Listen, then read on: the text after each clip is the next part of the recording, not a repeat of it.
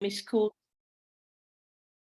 Necropolis, Bucklin's Isle of the Dead. Crossing the Gulf, across Montmartre Bridge, corpses sprawl in Death City. From the guidebook of the dead, the ungodly, tourists with rucksacks, bodies collected on the way.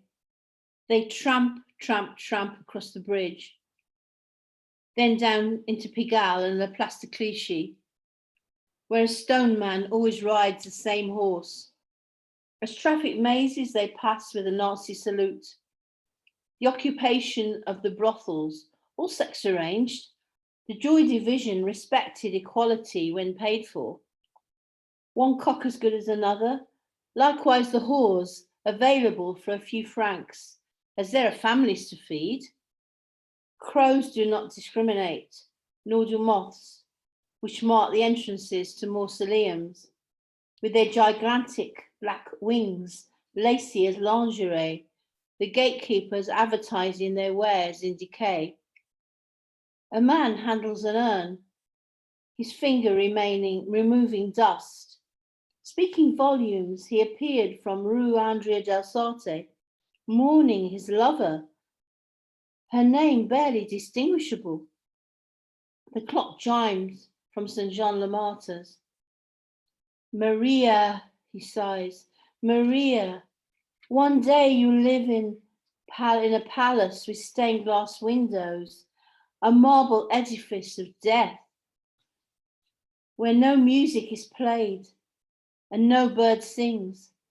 A blue butterfly will flutter at the entrance. Look into the eye as black as a crow's wing. Enter a dark passageway illuminated by purple irises, shot through with silver from the brains fermenting. A keyhole to the stars. The frantic astrologer declares an impasse. It's overwritten. The eye is a hole in space. All meaning is signaled in the fourth dimension. Highway to the soul leads to greater understanding as thunder threatens our understanding. We're illuminated with hieroglyphs, our transactional analysis with time. I'll need the next one.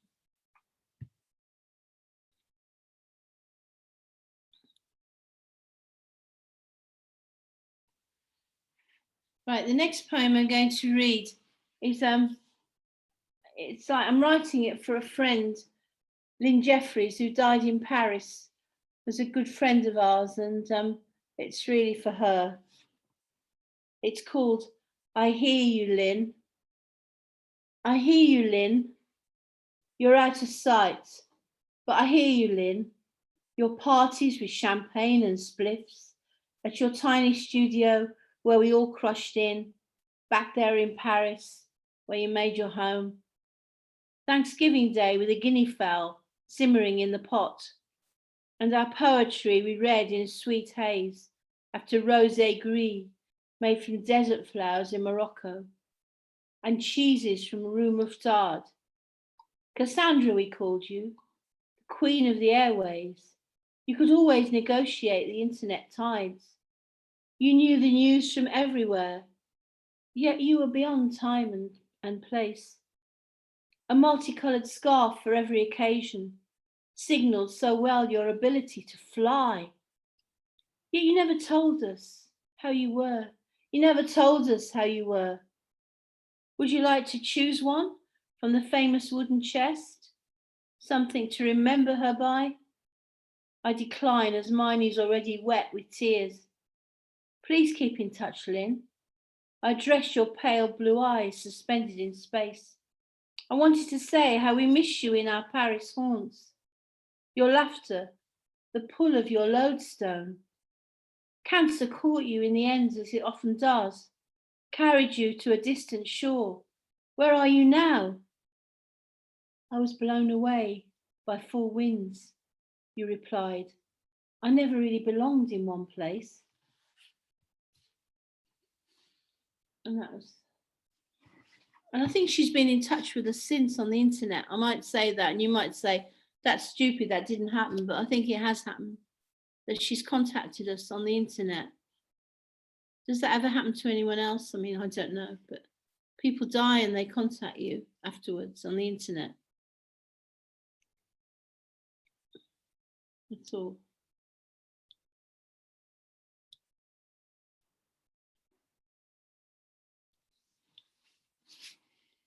I don't think we're reaching at the moment.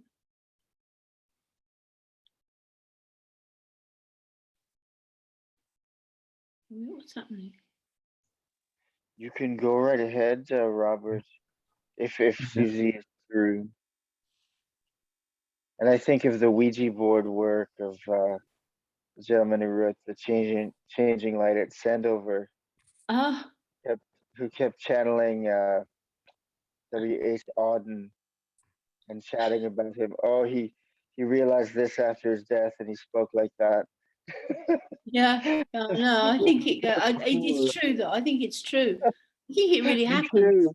Like I really after do. his death, he decided that. It certainly happened for James Merrill. James Merrill, have you read any James Merrill? That's what I Yeah, mean. he was amazing, amazing poet, Talking really. about how Auden felt after he died and stuff like that. Yeah, he did. Yeah. Oh, He was in touch. says Robert. The dead did speak to him after they died. Yeah, I think so. Yeah. Oh, no. We're not weird. We just like we might sound weird, but we're not. I mean, I really believe that people do contact you after death. I really believe in it, So they do. I haven't been the same since I never really belonged to one place. I've had visits and dreams from people I love after they died. What? That's wonderful. Yes. Yeah. They came to you in Me dreams. too. Like that line in my dream book, 30 pages now. It's finished. Words heard or seen. It's finished. Wow. And I have 5 finished manuscripts now. And anyway, my roommate, after she took her life, appeared in a dream, and she said, "Do you mind living in a haunted house?" Oh, David. It brought a little humor to my feeling about it. So, sorry for the big interruption. I do love the idea of a considerate ghost. Considerate ghost, yeah. Nice title for a poem. The Considerate Ghost, yeah, why not? I think people are ever present, but I don't know about the internet, but I've had like such significant signs that I didn't expect, never happened again, that I know that there was some communication going on, and yeah. If you work with the dying, which I have for years and years and years, they all have stories, and they're not people who believe in anything extra. Some of them have absolutely no religious belief. They don't believe in an afterlife, and they've still had the experiences. Yeah. C.S. Lewis certainly thought so, didn't he? Yep. Yeah. Well, how about Young? When he went away for visits and he went home to his own home, his pots and pans would be banging and falling off the walls. They were all mad at him. And we've had pictures fall off the walls here, We come back from Paris, come back here, and the pictures have fallen down off the wall. Oh, isn't that something? Incredible. Yeah. Energy. It's kind of energy, right? Yeah. I mean, they're saying, don't be this is our home, you're here. You shouldn't be here, There's a history to this house, which I'm not about to speak. Yeah. There's a history about, the Nazis, they actually... Across the road here. And I've actually seen a German soldier out on the canal side, Robert did, and a ball of light, white light, rushing to the end, to the crossroads. And I've witnessed a lot of strange things here. They're occupied. A 16-year-old boy was taken by the Gestapo from this house and tortured in the Manoir just across the White Bridge. He never came back. He wasn't Jewish. And he gave all the names of the Marquis, and then they were taken out and shot they hate the Germans here in this village. God, yeah, They hate them. We don't. We like Germans, but they hate them. We They are the suffered. Germans in this village. We are the Germans. Robert's got German ancestry. Yeah. Anyway, we're going to get on with this. Yeah. Whatever. It doesn't matter. That's a racial thing to say, you know. Sorry. I'm trying to avoid racism at all costs.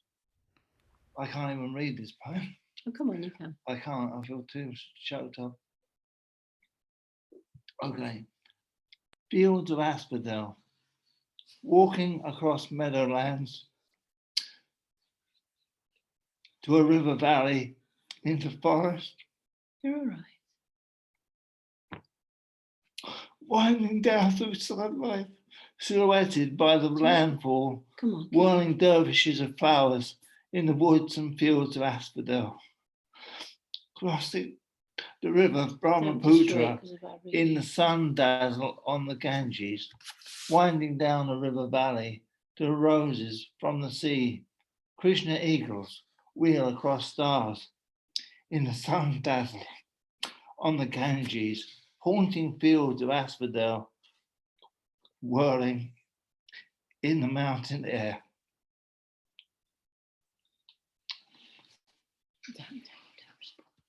Reawakening, a cairn in the highlands, a Calvary on a crossroad, a reawakening to stars over candle trees, on Valpurgisnacht, in the woods, in the mountains, martyrdom in the Brocken, a swimming embryo in the amniotic sea, world within worlds, in earthlight for an occulted moon.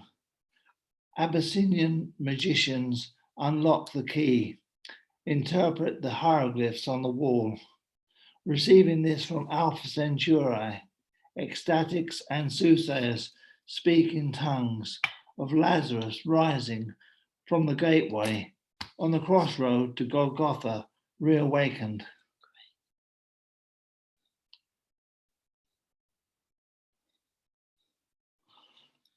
In a versicolored blacklight, Mars and Venus, Urania, over the mountains of Jupiter, over the 7 hills, a priori to the Circus Maximus, the sacrifice of the children in the Capitoline Hill, in the Sea of Tiberias. Claudius has the amphitheatre emptied of lions and Christians, Ethiopian gladiators, poets and priests from Palestine, soothsayers prophesy from Ptolemy, Attic sword, a reenactment of Thermopylae.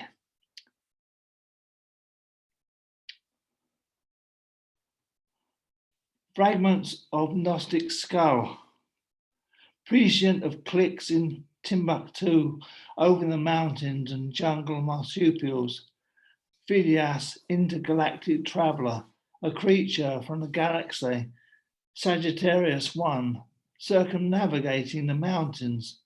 A stylus from Tutankhamun's tomb, carried by archangelic psychopomps in the sanctuary of Jerusalem. Tenebrific stars in the obliquity of the ecliptic, traveling from beyond Sinai, a mosaic temple in the Ark of the Covenant, sigils and Tellurian runes circling the Carpathian Mountains for a vision of the sacrifice of Adonai. Thank you very much.